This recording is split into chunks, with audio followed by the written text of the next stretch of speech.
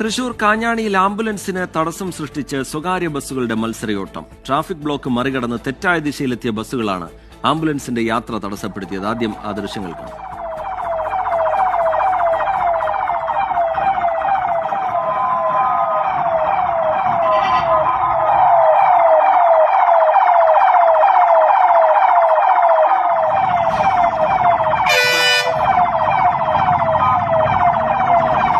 അശ്വിൻ പാലാഴി വിവരങ്ങളുമായി ചേരുന്നുണ്ട് തൃശ്ശൂരിൽ നിന്ന്. അശ്വിൻ, ഈ ബസ്സുകളുടെ മത്സരയോട്ടവും തുടർന്നുണ്ടാവുന്ന അപകടങ്ങളുമൊക്കെ ദിനംപ്രതി വാർത്തയാവുന്നതാണ്. അതിനിടയിൽ ഇപ്പോഴിതാ ഒരു ആംബുലൻസിന്റെ വഴിമുടക്കുന്ന നിലയിലേക്ക് അത് പോയിരിക്കുന്നു.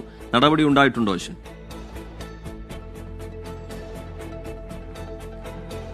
നിലവിൽ ഇതുവരെ പോലീസ് ഈ വിഷയത്തിൽ നടപടി എടുത്തിട്ടില്ല. ഇന്നലെ തന്നെ സംഭവത്തിന് പിന്നാലെ തന്നെ ആംബുലൻസിന്റെ ഡ്രൈവർ അന്തിക്കാട് പോലീസ് സ്റ്റേഷനിൽ വിവരം അറിയിച്ചതാണ്. പക്ഷേ ഇതുവരെ നടപടി എടുത്തിട്ടില്ല എന്നുള്ളതാണ് അറിയുന്നത്.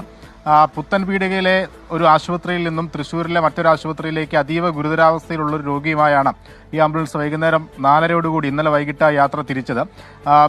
വലിയ രക്തസ്രാവമുള്ള രോഗിയാണ്. അടിയന്തരമായി തന്നെ കൂടുതൽ സൗകര്യങ്ങളുള്ള ആശുപത്രിയിലേക്ക് മാറ്റണം എന്നുള്ള നിർദ്ദേശത്തെ തുടർന്നാണ് ആംബുലൻസുമായി റോഡിലേക്ക് ഇറങ്ങിയത്.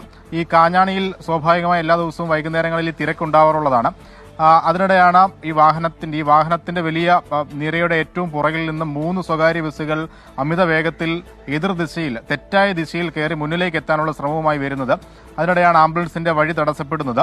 2 വാഹനങ്ങൾ വന്നാൽ ഒരു കാൽനട യാത്രക്കാരന് പോലും അതുവഴി നടന്നു പോകാൻ വീതിയില്ലാത്ത റോഡാണ്. അവിടെയാണ് ഇത്തരത്തിൽ ഈ സ്വകാര്യ ബസിന്റെ ഒരു കടന്നുകയറ്റം ഉണ്ടായത് എന്നുള്ളതാണ് ഏറ്റവും എടുത്തു പറയേണ്ട കാര്യം. എന്തായാലും ഈ വാഹനങ്ങൾ മുന്നോട്ട് നീങ്ങുമ്പോഴല്ലാതെ ഈ ബസ് അവിടെ നിന്ന് മാറ്റാൻ കഴിയാത്തൊരു സാഹചര്യം ഉണ്ടായി. അങ്ങനെ 3 ബസ്സുകൾ മാറ്റി ആംബുലൻസിന് വഴിയൊരുക്കിയപ്പോൾ ഏകദേശം 5 മിനിറ്റിന് മുകളിലായി എന്നുള്ളതാണ് എടുത്തു പറയേണ്ടത്. രക്തസ്രാവമുള്ളൊരു രോഗിക്ക് 5 മിനിറ്റ് എന്ന് പറയുന്നത് വളരെ വലിയ വില കൊടുക്കേണ്ടി വരുന്ന സമയം കൂടിയാണ്.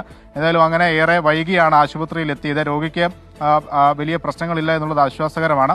ഏതായാലും പോലീസിന് ഈ വിഷയത്തിൽ നടപടിയെടുക്കണം എന്നുള്ള ആവശ്യം വിവിധ കോണുകളിൽ നിന്ന് ഉയരുന്നുണ്ട്. ഈ വാഹനത്തിന്റെ നമ്പർ അടക്കമുള്ള ദൃശ്യങ്ങൾ ആംബുലൻസ് ഡ്രൈവർ തന്നെയാണ് പകർത്തി നമുക്ക് നൽകിയത്. അത് പോലീസിനും കൈമാറിയിട്ടുണ്ട്. വരും മണിക്കൂറുകളിൽ നടപടിയെടുക്കും എന്നുള്ളതാണ് പ്രതീക്ഷിക്കുന്നത്. റിജിത്ത്. ശരി, അശ്വിൻ പാലാഴി വിവരങ്ങൾ നൽകുകയായിരുന്നു.